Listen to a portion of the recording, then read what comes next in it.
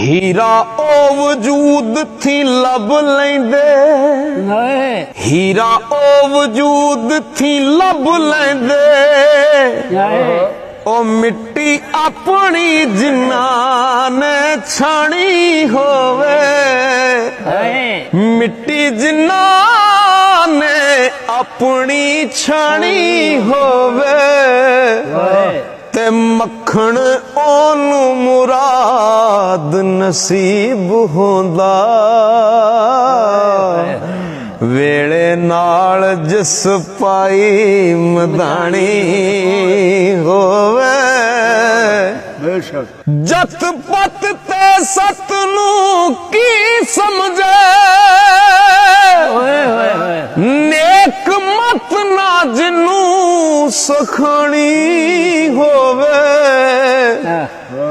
काबे विच भी ज़ुहद कबूल नहीं, ओ काबे विच भी ज़ुहद कबूल नहीं, नीयत अंदरों जिन्ना दी कानी होवे, ओ काबे विच भी ज़ुहद कबूल नहीं, नीयत अंदरों जिन्ना दी कानी होवे। अस्सलामुअलैकुम जी, मैनू कहते हैं उकाशा गुल अशरफ ते मैं इस वक्त एक बहुत ही खूबसूरत मिजाज, खूबसूरत इखलाक ते बहुत ही बाकमाल आवाज़ दी मालिक शख्स दे नाल मौजूद हाँ। ते यकीन करो इस बंदे दी ऐसी आवाज़ है, लोकां दी आवाज़ ना तुहाडे कन्नां तक पहुंचदी है। इस बंदे दी आवाज़ ना तुहाडी रूह नूं भी चीर के रख दिंदी है, पता नहीं कित्थे कित्थे चली जांदी है, तो तुसीं हैरान हो जांदे। मतलब कमाल दी आवाज़ है। बहुत सोहना सूफी कलाम पढ़दे ने ते जिथे देखो कोई खुशी का मौका है, किसी नूं रवाना है, इन्हां दी आवाज़ से ऐसा असर है, हसा भी दिंदे ते रुवा भी दिंदे। जदों रवांदे ने ते ऐसा रवांदे ने कि इंसान अल्लाह दे नाल कनैक्ट कर जाता है। तुहाडी ढेरों ढेर तालियां च मेरे नाल मौजूद ने बिलाल हैदर साहब। तो एक जिहड़ा है ना, चन्न चढ़े कदे छुपदे नहीं। ओ चन्न चढ़े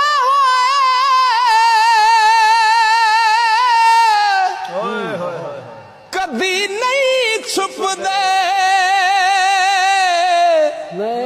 गुरु छुपदे नहीं विच चलिया दे, बच्चा शेर दा छड़िए विच भेडां, भेडां वांग फिरदा नाल लेलियां दे, ते जेड़े सकियां पुत्रां दे सेक होंदे, कदों हुंदे ने दर्द मत रलिया दे, लूण ला के तो भी ये लख वारी हो,